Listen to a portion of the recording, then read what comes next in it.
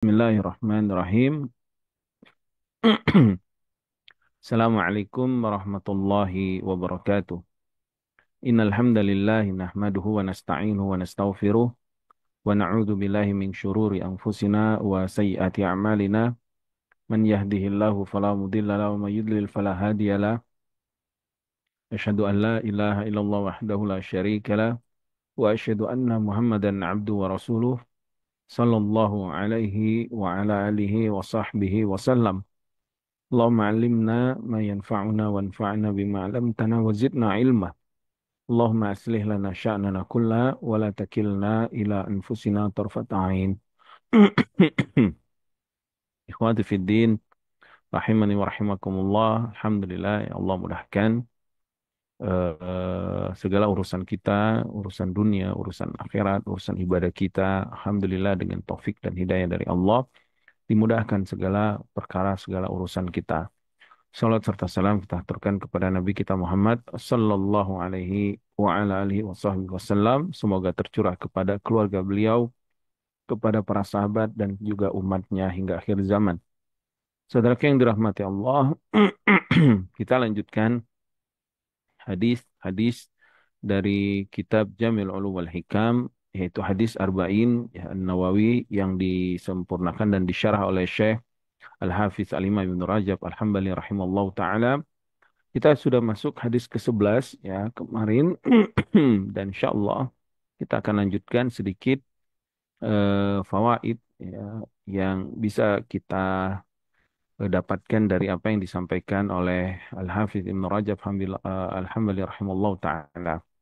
Nah, tafadhal mungkin boleh dibacakan dulu hadisnya. Tafadhal yang mau membacakan. Nah,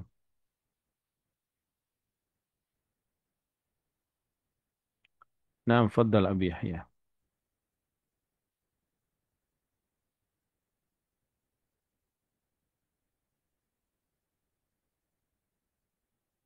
Silakan dibacakan.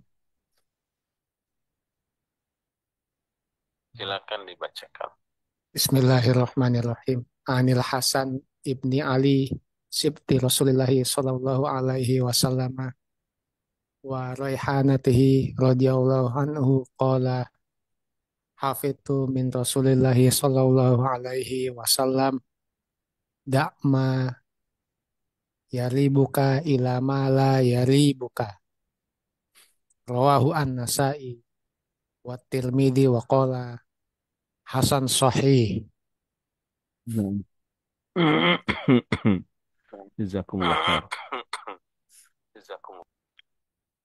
Baik, kalau muallif rahimahullah taala Al-Hafiz ya, dia membawakan hadis Al-Hadiyah Ashar, hadis ke-11, hadis Al-Hasan ibn Ali bin Abi Talib radhiyallahu taala anhuma, sibti Rasulullah sallallahu alaihi wasallam. Kita sudah bahas bahwa Al-Hasan ini adalah cucu Rasulullah SAW dan dia disebut Sibti. Mengapa disebut Sibti? Mungkin masih ada yang tahu karena dia cucu dari anak perempuan. Dalam bahasa Arab, cucu dari anak perempuan itu disebut Sibti. Kalau cucu dari anak laki-laki disebut Hafid ya. Sibti Rasulullah SAW dan kita sudah sebutkan keutamaan Al Hasan ibn Ali ibn Abi Thalib radhiyallahu taala anhu. Dia merupakan eh, Sayyid ya Syababi Ahlil Jannah bersama Al Husain. Dia merupakan penghulu atau pemimpin bagi para pemuda nanti di surga dan dia merupakan pemimpin di dunia setelah Khalifah Ali bin Abi Thalib radhiyallahu taala anhu ya, dia memimpin kaum muslimin kemudian dengan sebabnya lah biiznillah dengan izin Allah dia yuslihu baina ta'ifataini azimataini minal mu'minin ya, memperbaiki atau mendamaikan dua kelompok besar kaum mukminin kaum muslimin yang disebut pada tahun itu dengan Amul Jamaah, hari bersatunya kaum muslimin. Dan Al Hasan Ibn Ali bin Abi Thalib ini lebih mulia dari adiknya Al Husain ya, sebagaimana yang disebutkan para ulama. Tapi mereka semua adalah sahabat Nabi yang mulia, sahabat Nabi, bahkan Ahlul Bait Rasulullah SAW. Sudah kita sebutkan pada pekan yang lalu. Raihanatihi, dia adalah kesayangan Nabi SAW. Raihana itu adalah bunga-bunga yang wangi ya. Dan Nabi SAW menyukai yang wangi-wangi. Ketika Nabi diberikan hadiah sesuatu yang wangi, ya bunga yang wangi, maka Nabi akan menerimanya dan menahannya. Karena Nabi tayyibun. Nabi orang yang baik, yuhibbu tatayyub. Nabi juga menyukai memakai minyak-minyak wangi. Dan ini menunjukkan ya bahwa Al-Hasan Ibn Ali Ibn Abi Thalib radhiyallahu taala anhu merupakan sesuatu yang disenangi Nabi, yang dicintai Nabi. Makanya disebut Raihana, artinya kesayangan Nabi SAW. Dia berkata, Hafiztu min Rasulillah SAW. Aku menghafal dari Nabi SAW. Ya, ini menunjukkan keutamaan sahabat Al-Hasan ya radhiyallahu taala anhu, bahwa dia dari kecil, dia masih kecil nih, di bawah 10 tahun umurnya, tapi dia sudah menghafal ilmu dari Rasulullah SAW. Dan ini ilmu yang sangat mulia sekali, ilmu yang sangat agung yang disampaikan cucu Rasulullah SAW, ya Al-Hasan, kepada kita kaum muslimin tentang usul-usul agama. Ya, di sini tentang usul al-wara, ya tentang pondasi utama tentang waroknya seseorang. Da' ma yaribuka ila ma la yaribuk. Tinggalkan apa yang meragukanmu kepada apa yang tidak meragukan. Kita sudah sebutkan ya tentang makna hadis ini yang disebutkan oleh Al-Imam Ibnu Rajab rahimallahu taala. Baik, sedikit kita ulangi mungkin ya, bahwasanya hadis ini kata para ulama merupakan aslul wara, yaitu pondasi utama tentang sifat wara. Dan hadis ini juga merupakan penjelasan dari hadis yang ketujuh kalau nggak salah ya, atau yang ke enam ya.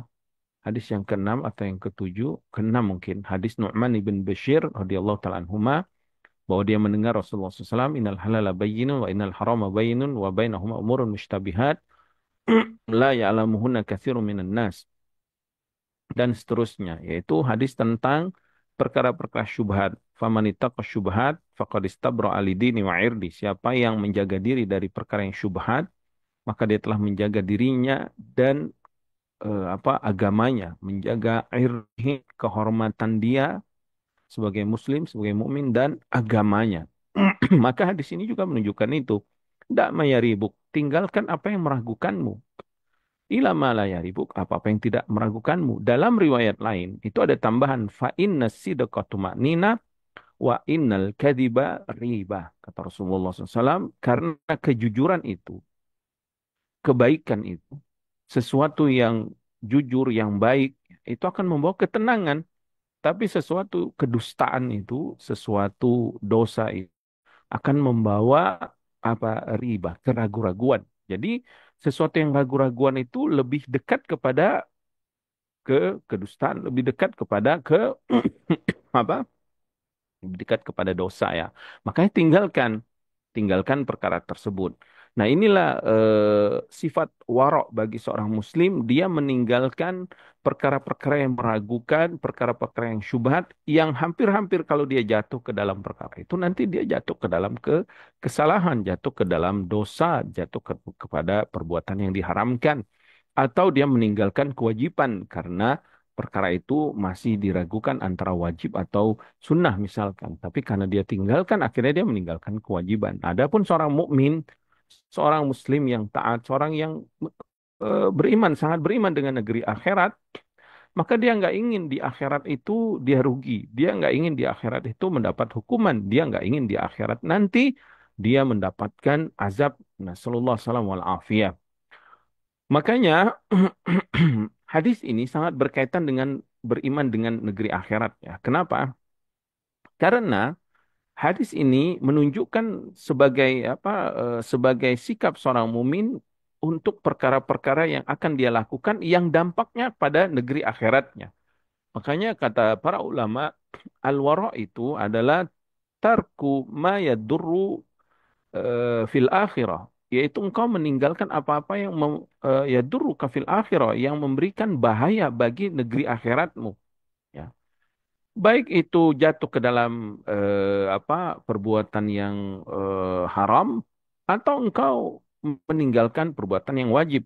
Karena warok itu ada dua, ada warok yang wajib, ada warok yang mustahab. Apa itu waro yang wajib?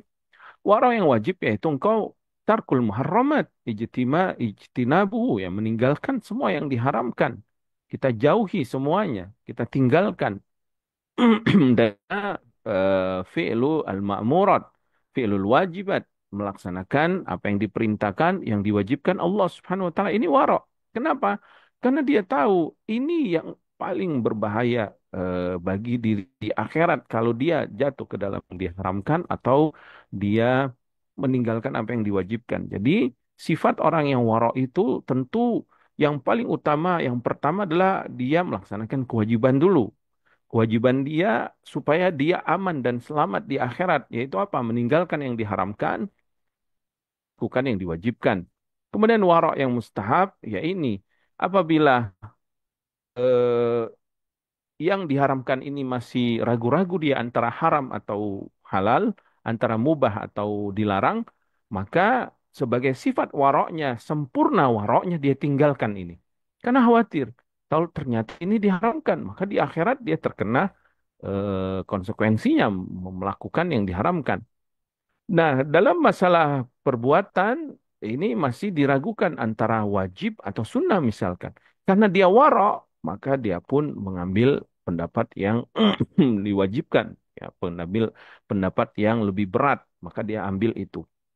Nah, sifat ini, sifat waro ini, kalau seorang muslim amalkan di dalam kehidupannya sehari-hari, subhanallah, ini akan memberikan ketenangan, ini akan memberikan kedamaian, ya, ini akan memberikan keadilan, ya, dan ini akan memberikan dampak yang baik bagi kehidupan sosial masyarakat. Kenapa? Ketika seorang memiliki sifat waro, maka dia akan berhati-hati dalam berucap, dia akan berhati-hati dalam melangkah dan berhati-hati dalam mengambil hak orang lain. Ya, ketika seseorang misalkan pedagang warok, maka dia hati-hati betul. Jangan sampai keuntungan yang dia ambil keuntungan yang tidak halal. Ya, entah itu ada kezoliman di sana, entah itu ada gharar, entah itu ada riba, entah itu ada hal-hal yang diharamkan yang lainnya. Sehingga kalau dia memiliki sifat warok, maka dia tidak akan rakus dalam jual beli. Ya, yang kita sebut dengan sekarang itu orang sudah nggak peduli lagi halal dan haram, semuanya dihantam ya. Semuanya diambil, semuanya di apa diambil ya. Contoh sederhana, misalkan penghasilan dari internet, misalkan dari YouTube, ya, YouTuber, misalkan ini contoh aja. Dia bingung, dia nggak berilmu tentang itu. Dan ini di antara masih masih syubhat di sini apakah halal, apakah haram ya. Sehingga ketika dia warok karena ini perkara yang syubhat, ya dari sisinya dia nggak tahu apakah ini halal atau haram, maka dia tinggalkan itu. Dalam rangka apa? Waroknya dia. Dia nggak mau mendapatkan keuntungan yang ternyata keuntungan itu tidak halal misalkan, atau itu ada syubhat karena dia warok menjaga kehormatannya, menjaga agamanya, dan dia masih ragu. Maka dia ingat sabda Rasulullah SAW, Da'ma yaribuk, tinggalkan apa yang meragukanmu. Aku masih ragu mengambil uang ini, maka dia cari yang lebih halal yang lainnya misalkan. Seperti itu. Jadi dalam kehidupan sehari pedagang misalkan di pasar dia ragu apakah ini apa namanya keuntungan yang saya ambil ini ternyata besar misalkan, tapi saya masih ragu apakah ini halal atau haram, maka dia tinggalkan. Begitu juga apalagi kalau dia pejabat ya, subhanallah, apabila dia pegawai, misalkan pegawai di instansi pemerintahan, misalkan, atau dia pegawai di sebuah perusahaan yang itu ada hak-haknya dia, terus ada alat-alat atau ada apa sarana prasarana yang ternyata ini bukan haknya dia, misalkan, ini ternyata bukan bagian dia dan ini bukan di luar dari tugasnya dia. Maka seseorang mukmin ya, seorang muslim yang dia menjaga kewaraannya, menjaga ketakwaannya, dia takut di akhirat nanti dihisap oleh Allah, ternyata diadili oleh Allah, ternyata dia harus dihukum dulu, nauzubillah min dzalik, misalkan akibat tidak waroknya di dunia, akibat dia nggak peduli dengan apa yang dia pakai, apa yang dia gunakan, apa yang dia ambil dari uang tersebut, maka tentu ini sikap yang tidak baik ya bagi seorang muslim, tidak menjaga keuangan. Tapi orang yang wara tadi maka dia akan hati-hati. Dia akan berhati-hati. Begitu juga perkara-perkara yang lainnya ya. Maka subhanallah ya. Hadis ini hadis yang sangat mulia sekali, yang sangat agung, menjadi acuan bagi seorang muslim untuk bermuamalah kepada orang lain, untuk bermuamal dalam mencari rezeki ya dalam apa berjual beli misalkan atau dalam jasa apa namanya jasa-jasa yang lainnya ya. Dia benar-benar menjaga dirinya, dia warok ya. Walaupun sedikit tapi itu halal, maka itu lebih lebih berkah, lebih memberikan ketenangan, lebih memberikan kedamaian dan lebih selamat di akhirat. Dan ini tujuan seorang muslim mencari keamanan, keselamatan, bahkan kemenangan, kesuksesan yang sejati di akhirat kelak ya. Maka inilah yang harus kita kita apa namanya amalkan dari hadis ini. Kemudian kita bacakan kembali ya Al-Imam Al-Hafidz Ibnu Rajab rahimahullah taala menyebutkan makna hadis ini dan memberikan contoh-contoh dari para salafus saleh yang mereka warok yang sudah kita sebutkan ya pada pekan yang lalu. Beliau mengatakan makna hadis hadis ini adalah yarji'u ilal wukufi inda syubhat wa tiqaiha ya. Yaitu kembali kepada sikap seorang muslim tidak jatuh ke dalam syubhat dan menjauhinya ya, dan menjaga dirinya dari perkara syubhat. Artinya dia berhenti tidak masuk ke dalam ranah syubhat, tidak mengambilnya, tidak memakannya dan tidak jatuh ke dalam syubhat. Sebagaimana hadis ini, da'ma yaribuk ila ma la yaribuk. Fa innal halal al mahdha la yahsulu lil mu'min fi qalbihi minhu raibun. Kenapa? Karena kata beliau, kalau itu halal dan murni halal, zatnya atau cara mengambilnya halal, itu pasti nggak akan ada keraguan. Pasti kita yakin ini halal, sehingga sudah tidak ada keraguan lagi. Kenapa? Karena ragu, kata beliau, al-qalaq wal ittirab. Sesuatu yang guncang, ya sesuatu yang berbolak-balik, sesuatu yang galau ya di dalam hati kita, ya memberikan kebingungan, gitu, sesuatu yang membingungkan. Bal taskunu ilaihin nafsu wa yatmainnu bihil qalbu ya bahkan kalau sesuatu itu halalnya murni itu akan memberikan ketenangan bagi jiwa dan ketenangan di dalam hatinya mustabihat tetapi kalau perkara-perkara itu yang masih syubhat fa yahsulu bihal qulub al qalaq wal ittirab wal mujibu lisyakki itu akan menjadikan galau di dalam hati, akan memberikan keguncangan, ya akan memberikan kebimbangan yang pada ujung-ujungnya akan memberikan keraguan-raguan di dalam hati seorang muslim. Kemudian beliau menyebutkan perkataan-perkataan para salafus saleh tentang masalah waro ini. Tentang masalah waro. Waro ingat tadi, waro itu adalah sikap seorang muslim takut ya artinya dia meninggalkan sesuatu yang membahayakan untuk negeri akhiratnya ini sikap warok jadi sebelum dia berucap sebelum dia mengambil sesuatu sebelum dia apa melakukan sesuatu dia timbang dulu, ini berbahaya nggak untuk akhirat saya? Sebelum dia mengambil uang, misalkan ada sebuah proyek yang besar, untungnya besar, misalkan ternyata di sana ada suap menyuap, atau ternyata ada kezoliman terhadap orang lain, ternyata di dalamnya ada transaksi riba. Seorang muslim nggak melihat untung di dunia saja, nggak melihat, wah ini proyek besar, ini keuntungan besar. Enggak. Yang dia lihat, ini di akhiratku gimana nanti? Ini yang aku makan ini akan ditanya oleh Allah. Terus bagaimana nanti aku di akhiratnya? Apakah aku akan selamat? Enggak akan selamat dari pertanyaan hisab dari Allah. Enggak akan bisa kita lari dari hisab Allah Subhanahu wa taala sehingga dia pun menjaga dirinya, dia pun bersikap warok ya, dia pun berhati-hati hanya mengambil yang dihalalkan saja. Walaupun itu sedikit. Berkata Al-Fudail ibn Iyad rahimallahu ta'ala, yad'umun nasu annal wara' syadid, wa ma warada alayya amrani ila akhastu bi asyaddihima. Fada ma yaribuka ila ma la yaribuk. Ya, kata beliau, manusia menyangka bahwa wara' itu sangat berat. Maka bagiku apabila aku mendapatkan dua perkara, ya, ragu-ragu antara satu atau yang satunya, ila akhastu bi asyaddihima. Nah, ini kaidah penting ya. Melainkan aku akan mengambil perkara yang lebih berat. Maksudnya apa? Perkara yang lebih berat tersebut perkara yang memang sedikit ada usahanya, memang sedikit ada apa ada perjuangannya, tetapi sesuatu yang berat ini apa jauh dari syubhat dan juga meninggalkan apa yang diragukan tadi. Ya, seperti misalkan antara tadi misalkan apakah penghasilan ini halal atau haram misalkan, boleh atau tidak ya, halal, mubah atau haram misalkan. Maka ketika dia bingung, dia ambil pendapat bahwa ini haram. Artinya kan berat dia meninggalkan ini. Harusnya dia dapat uang, harusnya dia dapat penghasilan, tapi karena masih syubhat dan dia warok, dia tinggalkan. Kenapa? Dia masih ragu. Sederhana sebenarnya, dia tinggalkan. Ya, kemudian perkara misalkan melakukan sesuatu, apakah ini wajib atau sunnah? Yang paling berat adalah pendapat yang wajib. Kenapa? Karena ini berarti kita harus melakukannya. Maka beliau mengambil yang paling berat. Kemudian beliau membawa sabda Rasulullah SAW, "Fada ma yaribuka ila ma la yaribuk." Berkata Hasan ibn Abi Sinan, "Masyai'un ahwanu minal waro." Tidak ada sesuatu yang paling mudah sebenarnya daripada waro itu. Sebenarnya bagi Hasan ibn Abi Sinan ini sangat mudah. Dia mengatakan, "Idza rabaka syai'un fada'u." Kenapa mudah? Simple. Kalau hatimu meragukan perkara itu, tinggalkan. Sebenarnya mudah ya. Tapi apa kata Imam Ibn Rajab rahimahullah ta'ala, wa hadza innama yasulu ala misli Hasan rahimahullah ta'ala. Naam mudah, tapi mudah bagi beliau. Tapi bagi kita, ini perkara yang berat ya. Wa qama Hisham ibn Hassan, wa qala Hisham ibn Hassan, tarku Muhammad ibn Sirin arba'ina alfan fima la tarawna bihi al-yawma ba'san. Ya, berkata eh, Hisham ibn Hassan, Muhammad ibn Sirin rahimahullah ta'ala meninggalkan 40.000. Ya, 40.000. 40.000 mungkin bercampur dengan hartanya. Ya, mungkin dari perkara jual beli, mungkin dari apa keuntungan yang besar. Ya, 40.000 bisa dinar, bisa dirham. Ini perkara yang besar ya. Dia tinggalkan. Kenapa? Karena dia warok.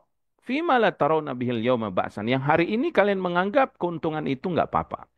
وتنزه Yazid ibn Zurai' an 500 alaf min mirathi abihi falam ya'khudhu. Ini juga kisah seorang salaf ya yang bernama Yazid ibn Zurai'. Dia meninggalkan warisan ayahnya 500.000. 500.000 entah dinar atau dirham. Ini uang yang sangat banyak tapi nggak dia ambil. Kenapa nggak dia ambil?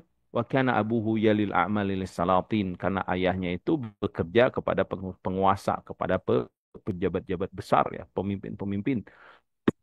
Yang dia khawatir di sana banyak syubhatnya, mungkin ada suap menyuapnya atau yang lainnya atau kezoliman yang lainnya sehingga dia khawatir harta ini bukan harta yang halal, dia tinggalkan. Wa kana yazidu ya'malul khawsa wa yataqawwatu minhu ila an mata rahimallahu taala. Bahkan dia cukup bekerja dengan gaji yang kecil ya, dengan penghasilan yang sedikit tapi dia mencukupi put harinya ya, atau makanan pokok untuk keluarganya, maka dan dia terus pada penghasilan yang sedikit ini sampai dia meninggal dunia. Subhanallah ya. Kalau kita ibaratkan misalkan sekarang ini ya, misalkan ada seseorang yang dia anak pejabat atau anak pengusaha, yang pengusaha ini selalu memenangkan tender-tender proyek-proyek penguasa, misalnya pejabat. Nah, yang nggak tahu bagaimana dia memenangkan tendernya itu, ya mungkin ada suap menyuapnya, mungkin ada kezalimannya, mungkin ada ribanya di sana ya.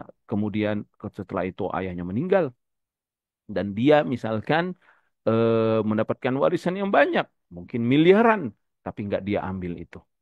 Dia serahkan misalkan kepada orang lain atau dia dia apa? Dia berikan kepada dikembalikan kepada rakyat misalkan, sedangkan dia bekerja sebagai apa, misalkan dia bekerja sebagai penjual gorengan atau dia menjual cilok atau dia menjual ya sederhana ya, atau dia misalkan sebagai buruh buruh di pasar atau yang lainnya, tapi dengan penghasilan itu dia jual gorengan, dia jual gado-gado misalkan, atau dia jual pisang goreng, atau dia jual es teh ya, dengan penghasilan yang sedikit cukup untuk makan dia dan anaknya, keluarganya, cukup sampai dia meninggal dunia. Padahal kalau dia mau, tadi dia ada punya warisan miliaran. Subhanallah, betapa waraknya coba Yazid ibn Zurai' rahimahullah taala ya, yang ya sulit kita dapatkan orang-orang yang bertakwa yang warak seperti ini. Wah, jangankan apa warisan yang masih syubhat ya, warisan yang jelas-jelas haram saja dimakan dengan berbagai alasan. Dia cari pembenaran misalnya, bahkan dia cari fatwa-fatwa atau ustadz-ustadz yang membela kehalalan akan harta tersebut ya. Kemudian diriwayatkan dari Aisyah bahwasanya radhiyallahu taala anha ditanya tentang memakan hewan buruan saat memakai ihram, maka beliau mengatakan, "Innama hiya ayyamun qala'ilul fama rabbaka fada'hu." Ini adalah hari-hari memakai ihram itu ya. Hari-hari haji itu hari-hari yang sebentar. Daripada engkau jatuh kepada sesuatu yang engkau bingung antara halal dan haramnya, tinggalkan saja, udah fokus kepada yang lainnya. Kemudian Al-Imam Ibn Rajab rahimahullah taala membawa kaidah penting di sini, ya, bahwa hadis ini menunjukkan ala anal khuruj min ikhtilafil ulama'i afdal. Apabila para ulama berselisih pendapat antara wajib dan sunnah, misalkan tadi boleh atau dilarang, maka yang paling utama adalah keluar dari perselisihan tersebut, mengambil pendapat yang lebih berat sebagaimana yang disebutkan oleh Fudail ibn Iyad rahimahullah taala, yaitu mengambil bi asyaddihima, mengambil yang lebih berat. Jadi kalau para ulama khilaf wajib atau sunnah, ambil pendapat yang wajib sudah. Sehingga nggak apa-apa kita kita laksanakan. Ini warok ya. Ini warok dan ini kita aman ya. Kita aman. Kenapa aman? Karena kita telah menunaikan kewajiban. Tapi kalau misalkan kita mengambil pendapat yang sunnah, misalnya ternyata itu wajib hukumnya. Akhirnya kita meninggalkan banyak kewajibannya. Li'annahu ab'adu 'anis syubhah. Kenapa? Karena yang keluar dari khilaf para ulama itu maksudnya tadi ya, mengambil yang paling berat, itu jauh dari perkara yang syubhat. Akan tapi beliau mengingatkan al-muhakkikin minal ulama min ashabina wa ghairihim, adapun orang yang berilmu ya, para ulama ya, para mujtahid, imam mujtahid seperti seperti teman-teman kami, kata beliau ya, atau ulama-ulama dari kalangan kami ya, seperti imam-imam mujtahid ya, misalkan para ulama mazhab, misalkan yang mereka memang cerdas, mereka menguasai ilmu dan mereka mengetahui dalil-dalil, ala anna hadza laisa ala itlaqihi. Jadi nggak harus mereka meninggalkan atau keluar dari dua pendapat para ulama, karena mereka memiliki apa? Memiliki ilmunya. Jadi boleh mereka mengambil misalkan antara wajib dan sunnah, boleh mereka memilih yang sunnah. Kenapa? Karena mereka tahu dalil yang mengatakan sunnah itu lebih lebih kuat ya. Fa inna min masail ikhtilafi ma sabata fi anin Nabi SAW rukhsah laisa laha ma'arid.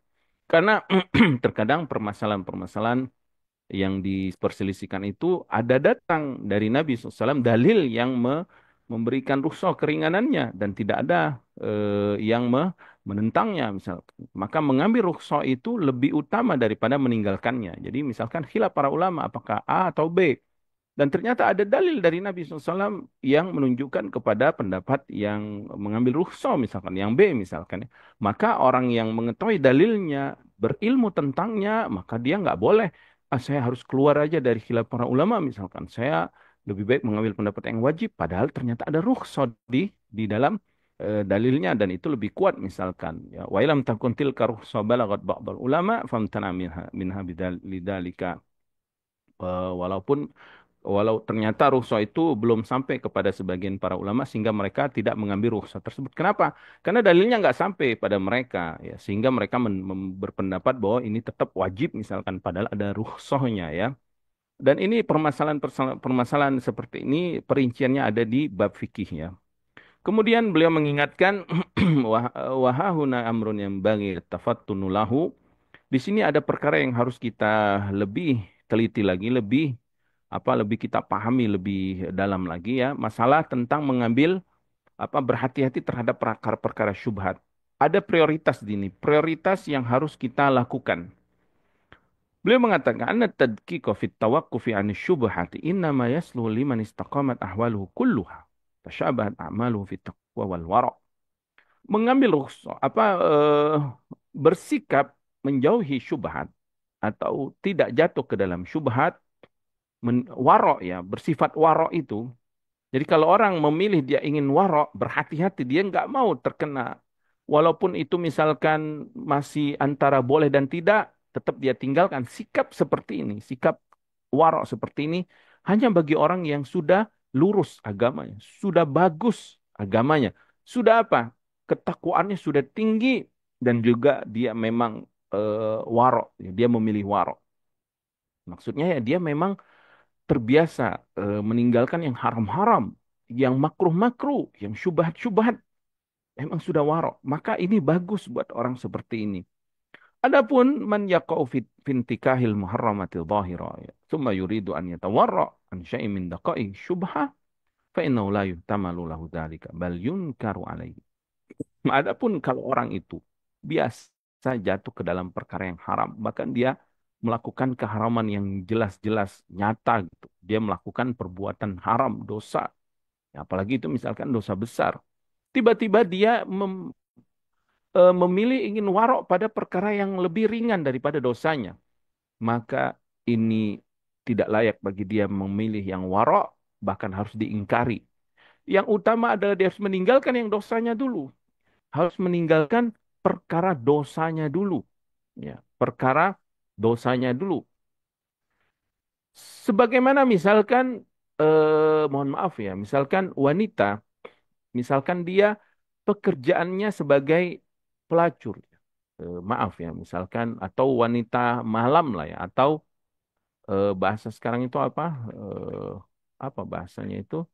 Eh, PSK ya, atau yang lainnya. Contoh ya, itu menjadi pekerjaan dia ya. Nasallallahu alaihi wasallam.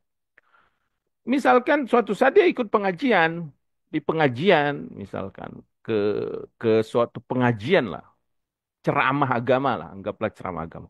Lalu dia bertanya kepada kiai tersebut, misalkan Pak Yai atau Gus misalkan, atau Pak Ustadz atau apapun lah nama nama penceramahnya ini. Dia bertanya, apa hukumnya saya memakai jilbab misalkan?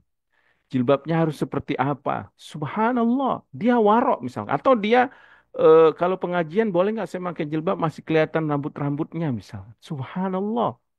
Dia bertanya, dia takut kalau jilbabnya nggak sempurna, tapi kerjaan dia menjual kemaluannya misalkan, menjual apa badannya, menjual seonggok dagingnya itu untuk orang lain. Nah, ini tidak apa, tidak layak bagi kita menyebutkan tentang misalkan jilbabnya, padahal ada yang lebih parah dari itu. Dia berzina, dapat menjual dirinya dengan berzina tersebut ya. Maka ini pertanyaan yang salah. Sebagaimana yang pernah ditanyakan oleh Ibnu Umar radhiyallahu taala anhuma tentang darah nyamuk. Jadi orang-orang ahli Irak dari timur bertanya kepada Ibnu Umar tentang hukum darah nyamuk. Subhanallah, mereka takut, khawatir nih.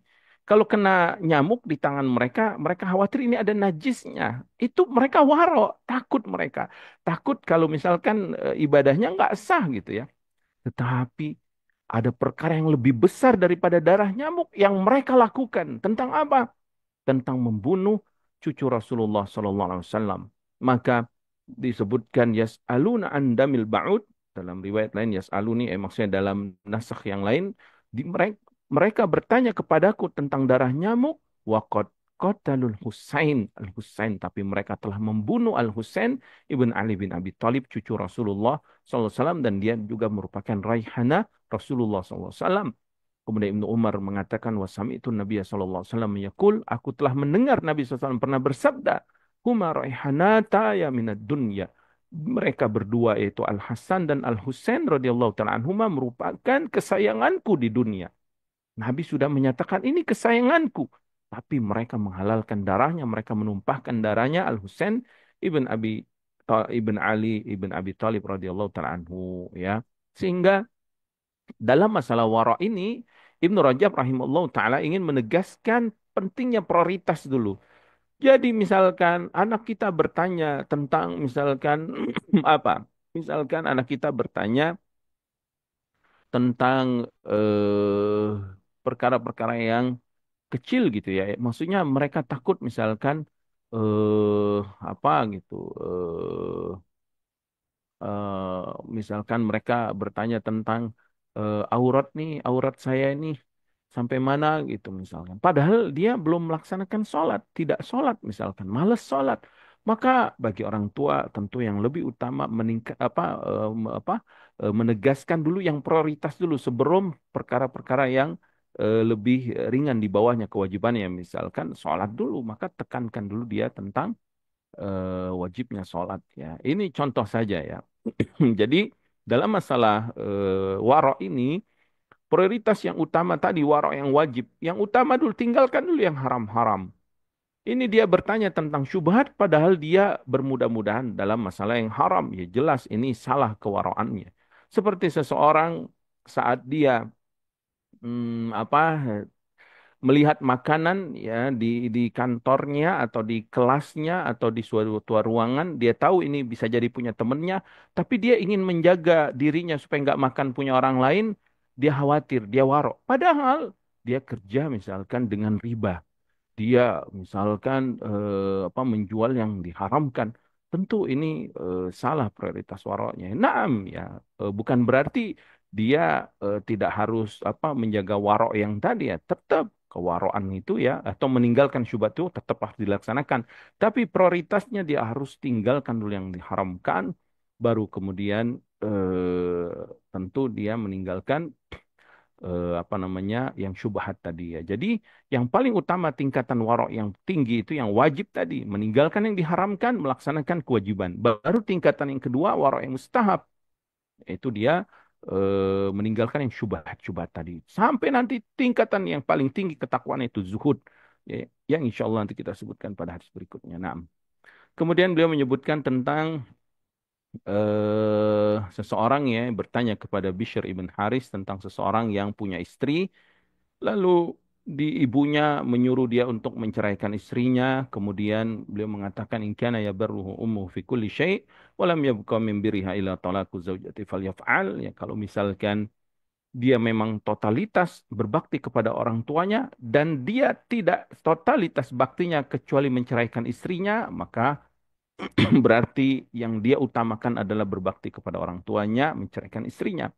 Wa in kana yabarruha bi talaqi zaujatihi thumma yaqumu ba'da dzalika ila ummi fayadrib wa fala yaf'al. Tapi sebaliknya, kalau ternyata oke dia misalkan bakti sama orang tuanya, ngikutin nurut gitu, taat sama ibunya, ibunya bilang ceraiin istrimu dia ceraiin. Tapi setelah itu dia marah dan dia tempeleng, dia pukul ibunya ya nauzubillah min dzalik ya. Ini berarti nggak wajib dia menceraikan istri. Kenapa? Karena setelah itu dia akan berdurhaka gitu kepada ibunya ya. Kemudian Imam Ahmad pernah ditanya tentang seseorang yang memberi bakola. Ya, ini juga contoh kewaraan para salaf kita ya. Eh, ditanya tentang seseorang yang membeli bakola, bakola itu sayur mayur ya. Kemudian wayastaritul khawsa. Tapi orang ini mensyaratkan saya pengen beli sayur kamu, tapi kamu sekaligus sama ikatannya. Jadi ada sayur, ada tali pengikatnya itu. Misalkan harga sayurnya itu 5.000 ya. Ini contoh aja ya 5.000. Tapi dia pengen saya beli ini dengan yang lainnya dengan ikatannya itu. Ya. Kemudian ketika Imam Ahmad ditanya tentang masalah ini, kata Imam Ahmad, syadil masail. Apa maksud dari pertanyaan-pertanyaan kalian ini? Pertanyaan seperti ini. Maka dikatakan kepadanya, Innahu Ibrahim ibn Abi Nuaim. Karena lelaki yang membeli seperti itu adalah Ibrahim bin Abi Nuaim.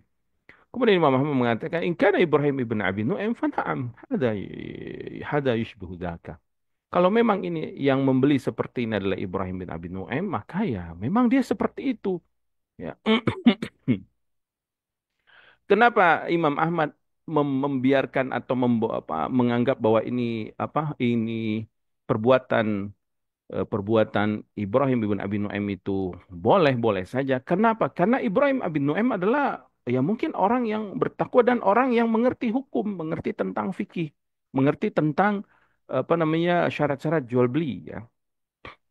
Wa inna ma ankara hadil masail mimman la yushbihu halahu. Ya. Adapun aku ingkari pertanyaan ini bagi orang yang tidak seperti dia keadaannya. Ya, maksudnya apa? Orang yang tidak warok. Jadi maksudnya apa? Warok, warok dalam jual beli sini khawatir ya tali tadi itu sebenarnya ada harganya. Ya, ada harganya.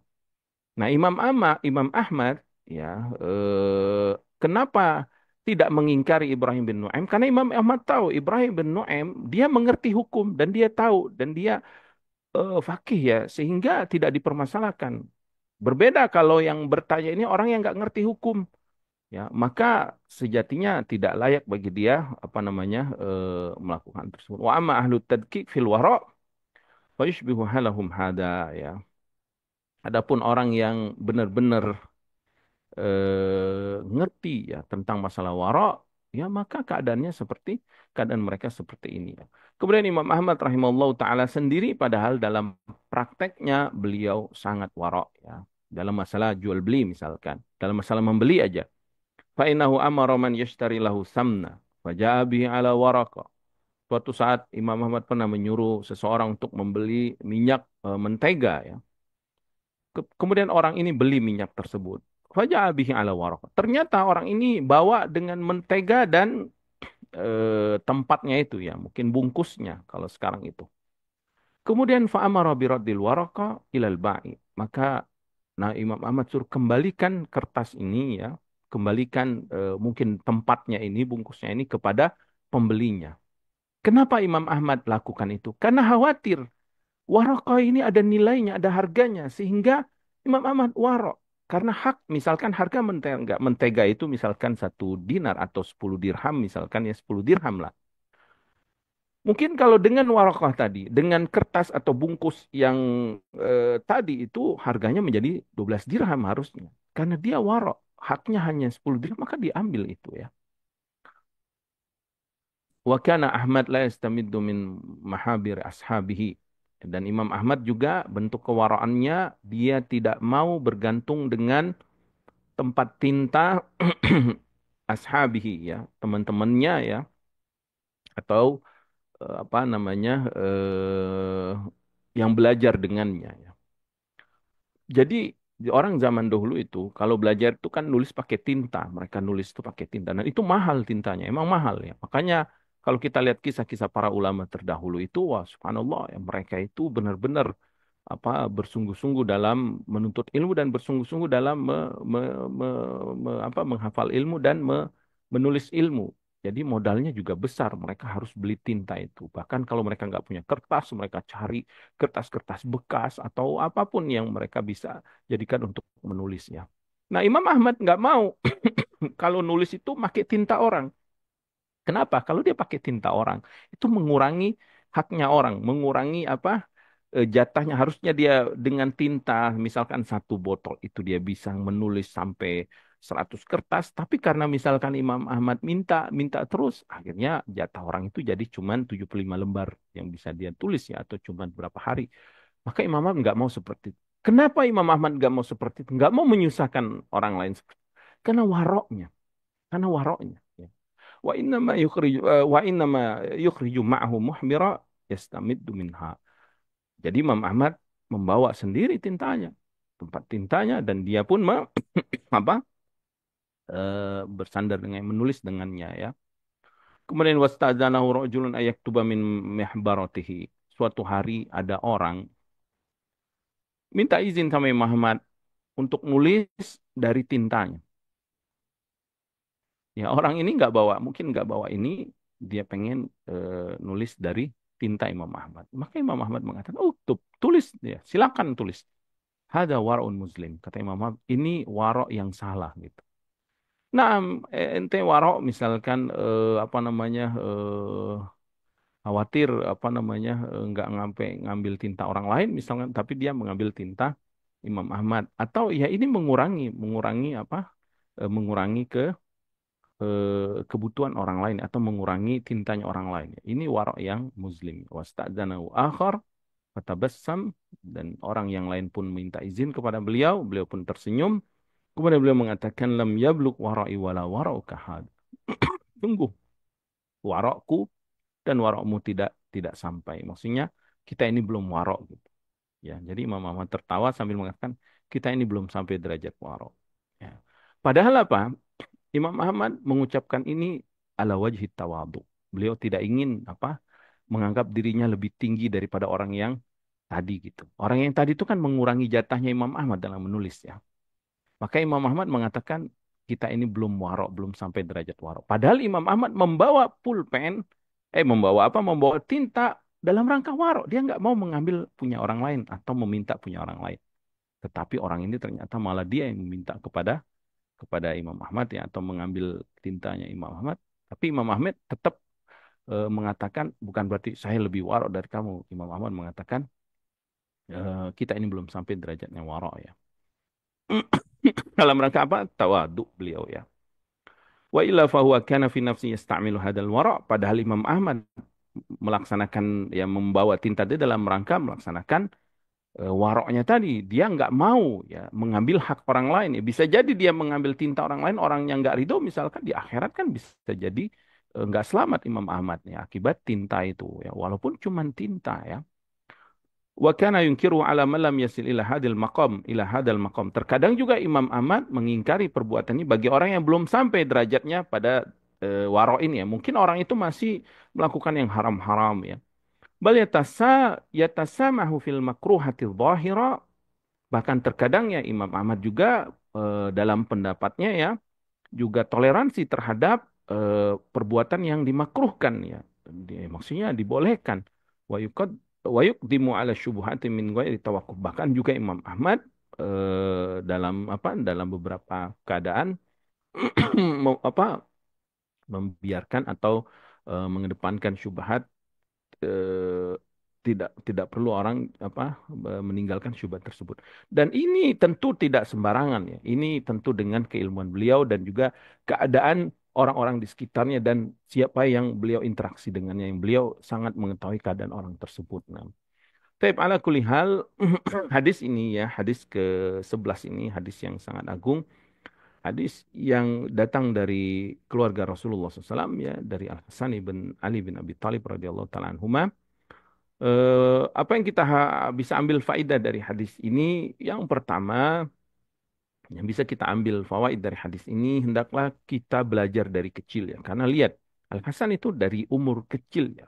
Belum sampai 10 tahun, belum balik. Tapi dia mengatakan, Hafiz tu min Rasulillah SAW. Aku menghafal dari Rasulullah SAW. Ini menunjukkan ya bahwa semangatnya para sahabat menuntut ilmu. Dan semangatnya mereka menghafal ilmu dari kecil. Dari kecil saja Al-Hasan sudah menghafal ilmu dari Rasulullah SAW. Apalagi kalau beliau saat itu sudah dewasa, tentu akan banyak lagi hadis-hadis Nabi SAW yang dihafal oleh Al-Hasan ya, radhiyallahu ta'ala anhu ya. Maka bagi kita yang punya anak, yang punya cucu, udah jangan biarin anak kita kecil-kecil tuh nggak diajarin. Banyak orang sekarang kan udah biarin dia masih kecil misalnya, biarin aja dia main-main gitu. Biarinlah dia main-main. Iya nggak apa-apa dia main. Cuman jangan jangan lengah terhadap ilmu. Jangan biarkan dia tidak menghafal ilmu, terutama menghafal Al-Quran. Terutama apa-apa yang nanti saat dia balik wajib dia menghafalnya. Seperti apa? Seperti bacaan sholat. Wajib dia menghafal Al-Fatihah. Karena Al-Fatihah rukun sholat. Ya, kalau bisa sebelum dia belajar Al-Fatihah dari guru ngajinya, orang tuanya ajarin dia. Ya, setiap hari misalkan diingatkan kan mengajarkan Al-Fatihah itu sebentar paling 20 menit lah paling lama ya. Ajarin anak kita yang masih kecil itu. Ajarin Al-Fatihah. Kemudian ajarin zikir-zikir dalam sholat ya, karena itu wajib hukumnya. Kemudian ajarin bacaan-bacaan yang lainnya, surat-surat pendek ya, karena itu dibaca juga dalam sholat. Kemudian ajarin zikir pagi dan zikir petang. Kemudian setelah itu ajarkan ilmu-ilmu yang wajib-wajib, misalkan tentang tauhid, tentang menjauhi syirik, tentang perkara-perkara yang wajib dalam rukun Islam misalkan. Ajarkan dia rukun Islam, dia ajarkan dia rukun iman. Jangan sampai nanti dia sudah dewasa, dia sudah mandiri sendiri, sudah interaksinya sama kita sudah nggak bisa lagi, kita juga udah nggak bisa lagi me- apa meliputinya ya, karena dia sudah punya dunia sendiri. Akhirnya kita menyesal, akhirnya kita bersedih, akhirnya kita pun sudah nggak bisa lagi mengajarkan anak kita. Jadi dari kecil ajarin anak kita, dari kecil ya suruh dia menghafal ya. Kemudian setelah itu bagi orang tua ya lihat Rasulullah SAW mengajarkan Al Hasan. Rasulullah SAW mengajarkan Nu'man bin Bashir. Nu'man bin Bashir juga sahabat yang apa? Yang sigar, yang kecil ya. Kemudian Nabi SAW juga mengajarkan Ibnu Abbas radhiyallahu taala anhu. Lihat ketika Ibnu Abbas dibonceng Rasulullah SAW. Kemudian Nabi SAW mengatakan, ya gulam, ini u'allimuka kalimat. Wahai anak muda, aku akan ajarkan kalimat penting untukmu ya. Kalimat yang sangat agung, yang sangat mulia, yang datang dari manusia yang paling mulia. Dari manusia yang paling jujur, yang paling takwa, yang paling bersih hatinya. Rasulullah SAW. Ya, kemudian Nabi ajarkan ya iza sa'alta fas'alil ihfazillah yahfazka ihfazillah tajidhu tujahak ya iza sa'alta fas'alillah wa iza stanta fasta'in billah. dan seterusnya hadis tentang takdir itu.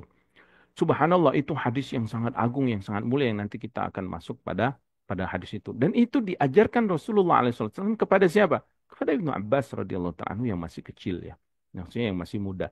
Nah, begitu juga Al Hasan ibn Abi Thalib, ibn Ali bin Abi Thalib radhiyallahu ta'ala anhu masih kecil. Nabi SAW ajarkan sehingga dia pun menghafal dari Rasulullah SAW ilmu yang sangat agung ini tentang perkara wara' ini. Yang dari sini sebenarnya banyak kaidah-kaidah yang disebutkan oleh para ulama seperti Qaidatul Kubra itu dalam masalah fikih ya, qawaid fikih itu al yakinu la yazulu bisyak. Dari sini, dari hadis ini keluar, dari hadis ini kaidah kubra, kaidah yang sangat besar ya dalam permasalahan fikih. Al yakinu la yazulu bisyak, keyakinan tidak bisa dihilangkan oleh keraguan-raguan, sehingga banyak contoh-contoh fikih, bab-bab fikih dari kaidah ini yang bisa diamalkan oleh kaum muslimin saat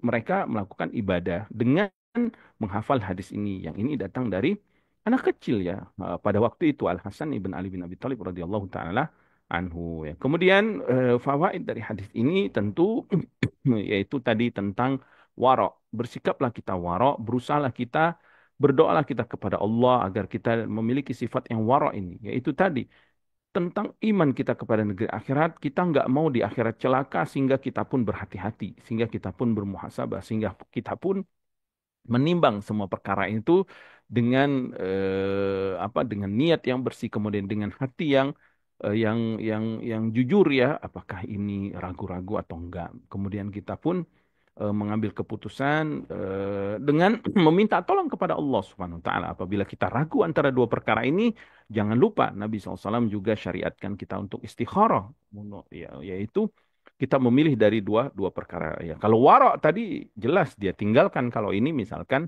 perkara yang syubhat atau yang meragukan. Tapi kalau misalkan ada dua perkara yang harus dia pilih atau ada perkara-perkara yang ingin dia lakukan, yang ini memberikan maslahat untuk dunia atau untuk agamanya, maka dia pun segera istikharah meminta pertolongan kepada Allah Subhanahu wa taala.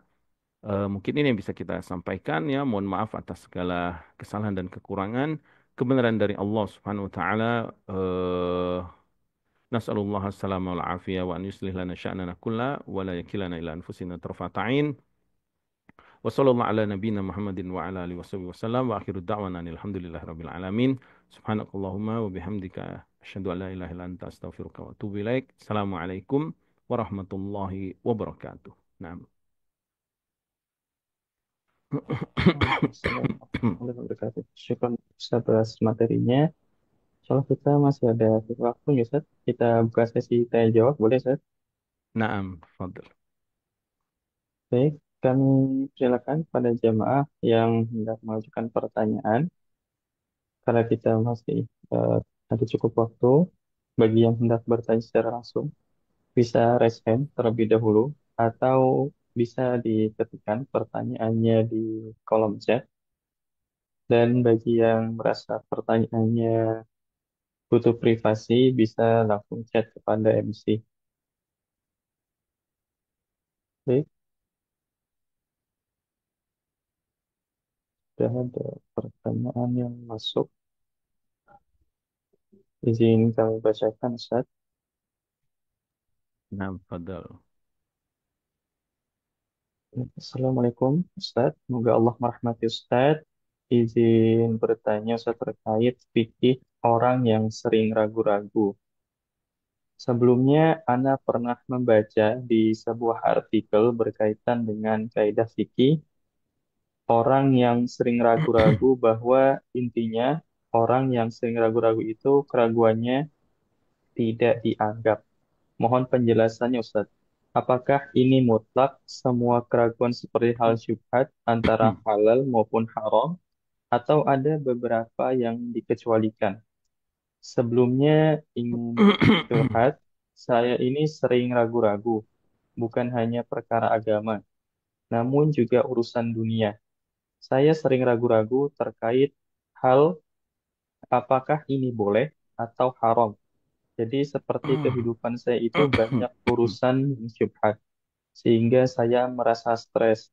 Saya bingung dan ragu karena khawatirnya ini dosa. Namun mungkin juga ini perasaan was-was yang qahri. Pokoknya saya sering ragu dan saya menginginkan kemudahan dalam hidup ini. Mohon solusinya Ustadz. Barakallahu fikum. Naam, Allah taala alam ya mungkin artikel yang dibaca tersebut artikel yang berkaitan dengan qawaid kubra ya, qawaid fikih yang kita sebutkan tadi al yakinu la yazulu bisyak ya. Kaidah fikih berkaitan orang yang sering ragu-ragu. Nah, ada beberapa permasalahan yang disebutkan para ulama ya, seperti saat sholat antara ragu antara rakaatnya eh, sudah tiga atau sudah empat, maka al yakinu la yazulu bisyak. Keyakinan itu tidak menghilangkan keraguan-raguan. Yang yakinnya antara tiga dan empat, yang mana yang tiga? Yang empatnya ragu, maka tinggalkan yang empat, yakini dia tiga. Berarti dia masih tiga, sehingga dia menambahkan satu rakaat lagi. Apabila dia sudah berwudu, dia yakin bahwa dia sudah suci. Kemudian suatu saat dia ragu, apakah dia batal. Nah, keyakinan dia adalah dia toharo, ya, dia tuhur, dia suci. Keraguan dia adalah dia batal. Maka tinggalkan keraguannya berarti dia mengambil yang yakin bahwa dia sudah apa? Sudah suci. Itu bagian dari contoh-contoh kecil dalam permasalahan fikih dalam masalah keraguan-raguan ini ya. Adapun keraguan-raguan dalam masalah muamalah tadi ya, masalah harta ya, misalkan apakah ini halal atau haram, maka ini syubhat. Berarti ini syubhat yang harus dia tinggalkan.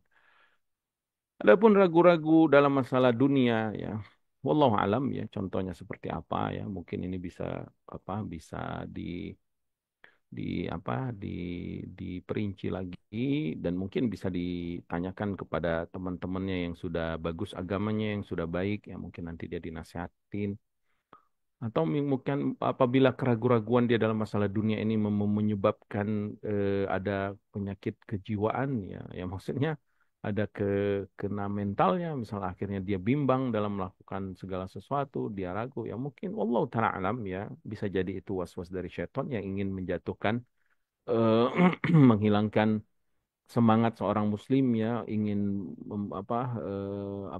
mendapatkan maslahat baik dunia atau akhirat. Karena syaitan itu tidak hanya menyerang, karena yang paling utama memang mereka menyerang iman kita sampai jatuh ke dalam syirik atau dosa besar ya, atau yang diharamkan atau meninggalkan yang sunnah ya, atau sibuk ke dalam perkara-perkara yang sia-sia dan seterusnya. Tapi juga terkadang apabila kita ingin mendapatkan maslahat dunia ya, kita semangat gitu ingin mendapatkan, karena kalau kita mendapatkan maslahat dunia kan itu mudah-mudahan juga mempermudah kita dalam melakukan kegiatan-kegiatan ibadah kita. Wallahu taala alam ya. Bisa jadi was-was syaitan juga, maka hendaklah kita terus melaksanakan banyak berzikir kepada Allah ya. Jangan tinggalkan zikir pagi dan petang, jangan tinggalkan zikir-zikir setelah sholat, kemudian membaca doa-doa yang datang dari Nabi SAW. Mudah-mudahan Allah hilangkan semua keraguan itu dan Allah berikan kita semangat yang kuat ya, kemudian apa taufik dan juga hidayah sehingga kita memiliki azam yang kuat, baik baik ingin mendapatkan maslahat untuk dunia, urusan dunia kita atau maslahat untuk akhirat kita. Wallahu taala alam. Nah. Baik, Alhamdulillah syukur Ustaz atas jawabannya. Semoga bisa menjawab pertanyaan dari penanya. Nanti eh, jika masih kurang jelas bisa diajukan lagi pertanyaannya. Kita lanjutkan pertanyaan dari kolom chat. Baik, eh, untuk pertanyaan kami utamakan yang sesuai pembahasan tema kita pada malam hari ini. Namun jika tidak ada pertanyaan yang masuk, akan kami bacakan pertanyaan yang masuk kalau meskipun di luar tema. Baik, izin kami bacakan. Assalamualaikum warahmatullahi wabarakatuh, Ustaz. Izin bertanya, Waalaikumsalam apakah warahmatullahi hukumnya wabarakatuh. bila apakah hukumnya bila seorang suami mengizinkan istrinya safar tanpa mahram, misal 5 jam dengan kereta api? Apakah si suami berdosa dan apakah istri juga berdosa, Ustaz? Terima kasih. Eh masalah safar ya, Rasulullah SAW sudah mengingatkan ya bahwasanya la yahilu limra'atin tu'minu billahi wal yawmil akhir an tusafira masirata yaumi wa lailatin ma'adi mahram alaihi illa ma'adi mahram alaihi, atau dalam riwayat lain laisa ma'aha hurma. Tidak halal bagi wanita yang beriman kepada Allah ya, kepada hari akhir, yaitu dia pergi safar perjalanan sehari semalam kecuali harus bersama mahram.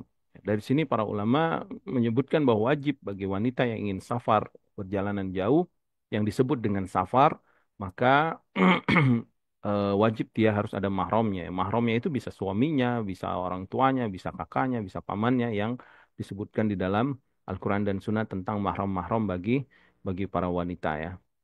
Maka apakah berdosa? Nah, berdosa karena apa? Karena suaminya membiarkan istrinya melakukan yang diharamkan Allah. Ya. Sebagaimana Allah Subhanahu wa taala berfirman, wala ta'awanu 'alal ismi wal udwan." Jangan kalian saling tolong-menolong dalam perbuatan dosa dan permusuhan. Ya.